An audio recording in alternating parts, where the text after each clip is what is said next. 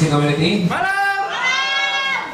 Gue selalu bilang sama teman-teman di volunteers dan juga mudah-mudahan sama teman-teman yang udah hadir di sini, kalau lo mau menjadi seorang profesional public speaker, nggak peduli yang datang di hadapan lo 1 orang kek, 5 orang kek, 10 orang kek, 100 orang kek, 1000 orang kek, kalau lo udah datang lo harus kasih yang terbaik. Jadi kalaupun hari ini hanya ada bisa dibilang katanya tadi nggak terlalu ramai seperti biasanya, gue akan tetap seperti di hadapan 15.000 orang.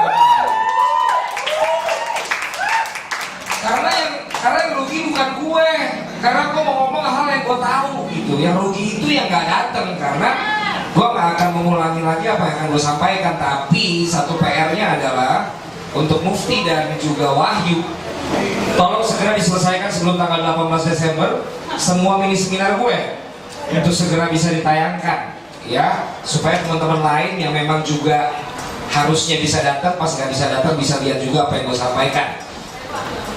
Siap Wahyu? Mufti siap? Ya, jangan cuma nge-shoot, jangan cuma ngerekam tapi nggak ada hasilnya, ya kan? Itu ya kurang jelas ya. Nah, hari ini temanya From Nothing.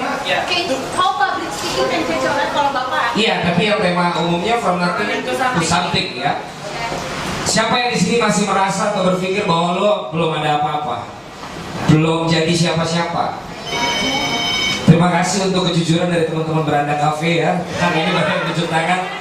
Tepuk tangan dong buat mereka ya.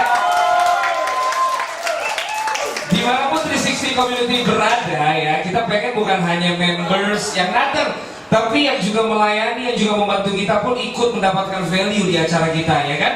Sehingga semua teman-teman di sini juga siapapun yang hadir maupun pengunjung yang pas kebenaran datang hari ini terus ada 360 Community juga bisa dengar sesuatu yang bisa punya manfaat. Nah, di Twitter disebut bahwa gue akan bicara tentang how public speaking can change my life part 2, karena yang pertama gue udah ngomong dan dalam kurungnya ada PDKT di situ tulisannya kan. Nah, PDKT ini ada kaitannya dengan From Nothing to Something. Waktu itu gue cerita tentang bagaimana kegagalan gue untuk percaya sama diri gue bahwa gue layak waktu itu untuk berkenalan dengan Dian Sastro waktu gue SMA ya kan. Waktu gue jadi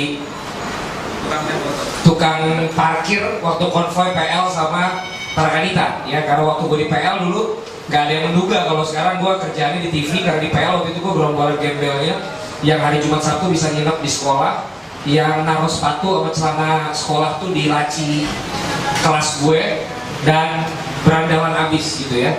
Entah kenapa jadi keren begini, gue juga gak tahu kenapa ya kan. Tapi harusnya tuh ketawa pada saat gue ngomong begitu, ketawa dong.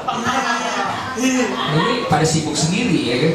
Nah, yang mau gue bilang di hari ini adalah hal yang penting yang harusnya didengerin sama Agung yang bisa jadi MC, tetapi ternyata dia telat gitu kan. Jadi itu juga kerugiannya dia. Siapa di sini yang selain tadi merasa bahwa lo belum jadi siapa-siapa? Siapa di sini yang belum menikah? Saya.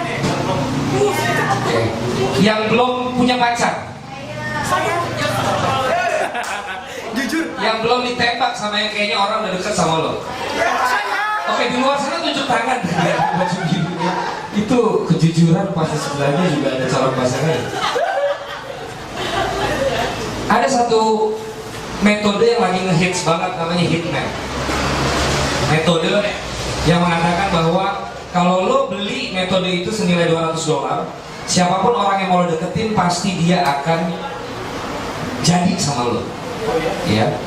Dan kurang lebih itu sekarang lakunya lebih dari 10 ribuan orang yang beli produk itu, dan menurut gue jago banget yang buat gitu, karena ternyata hal begituan aja bisa dimetodekan, hal yang sebenarnya hari-hari gue lakukan gitu. Nah, daripada mahal-mahal bayar, gue mau share hal yang agak jauh berbeda dengan apa yang disampaikan di situ. Ketika lo berbicara di depan publik ataupun ketika lo berkomunikasi dengan orang lain ataupun lo mau PDKT sama orang lain, yang paling pertama harus lo lakukan adalah antara pemburu dan diburu harus tahu dulu posisi lo di mana. Apakah saat lo berkenalan dengan seseorang, apakah saat lo berbicara dengan orang lain di hadapan publik, lo sebagai pemburu atau lo dalam posisi yang diburu? Ngerti nggak maksud gue?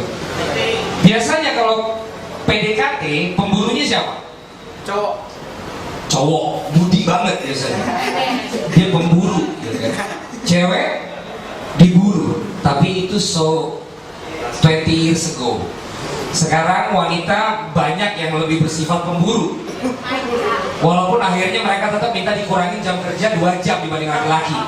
Walaupun mereka minta gerbong khusus di kereta api. Walaupun mereka minta di Citos itu parkiran khusus di hari Rabu.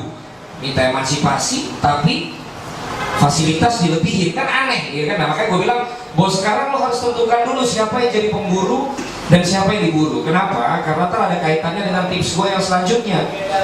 Nah, kalau level lo adalah pemburu, maka lo yang harus mengejar targetnya. Lo yang harus mengejar atensi dari audiens. Lo yang harus mengejar orang yang lo incer untuk lo jadikan rekan bisnis. Lo harus mengejar orang yang lo cita-citakan bisa dekat sama lo. Lo orang yang mengejar kira-kira siapa yang bisa jadi cewek lo atau cowok lo ketika lo tipenya pemburu. Si orang yang diburu sebaliknya, dia lebih pasif. Dia akan lebih banyak melihat gerakan si pemburu. Mau ngapain nih orang? Tujuannya apa? Cara dia memburunya tepat nggak? Bisa kena nggak sama gue? Iya kan?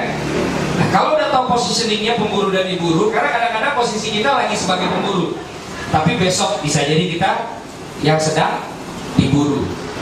Tulus dulu makanya bikin lagu Gajah, karena dulu dia selalu pasti pemburu, karena dia nggak ada yang nganggep. Nah, sekarang udah ngetop kayak begini, dia diburu, makanya sekarang konsernya sebentar lagi juga ada, harga tiketnya luar biasa. Kadang-kadang positioning kita berubah, tapi yang paling pertama yang harus samakan sebagai pemburu dan diburu adalah bahasa yang sama. Ketika audiens kita adalah orang-orang yang sangat formal, maka bahasa formal harus kita lakukan untuk menarik perhatian mereka. Tapi ketika yang hadir adalah teman-teman yang memang anak-anak orang-orang kantoran, tapi mereka berjiwa muda, pakai bahasa mereka. Kalau yang datang adalah teman-teman di kampus, pakai bahasa mereka. Kalau saat berkomunikasi atau saat kita PDKT, nggak melulu kalau mau PDKT tandanya itu harus ngomong aku dan kamu, teman-teman. Banyak orang gue lihat kalau udah PDKT, bedanya cuma kalau gue nggak PDKT, gue panggilnya gue sama lo. Tapi kalau gue PDKT, aku dan kamu. Siapa yang begitu? Ngaku. Atau switching. Tadinya gue dan lo, karena sekarang gue mau deketin dia, biar dia tahu kodenya gue deketin dia mulai berubah jadi kamu apa kabar? Aku udah makan, gitu. Nah, banyak orang menganggap panggilan aku, kamu, lu, gue, saya, anda itu menunjukkan bahwa oke, saya, anda kantoran, gue, lo sehari-hari, aku, kamu PDKT. Gue mau bilang bahwa itu salah besar. Karena antara pemburu dan diburu punya bahasanya masing-masing. Bisa saja orang yang lu buru itu orang yang mau sampai lu nikah pun harus gue lu ngomongnya. Ada. Tapi ada orang yang dari dia temenan dan selalu temenan seumur hidupnya, dia selalu aku kamu. Jadi jangan beranggapan bahwa kalau udah bilang aku tadi capek, kamu apa kabar? Orang itu akan beranggapan bahwa oke, lo lagi deketin gue ya karena lo manggilnya aku kamu. Nggak juga. Dia malah bisa bilang, ini males banget nih gue kalau deketin orang kayak gini. Lebay tuh dia. Iya kan? Tapi ada juga yang sebaliknya, masa mau deketin saya, masa mau deketin aku dia manggilnya lu gue sih. Nggak banget deh. Harus lebih lembut dong, harus lebih mesra dong. Mulailah yang lain, babe, ya kan? Sayur yang digoyang, abang, adik, ya kan? Dan lain sebagainya. Yang harus lo perhatikan, jangan dihafalin dulu apa kata-katanya. Yang harus lo perhatiin bahasanya dia gimana.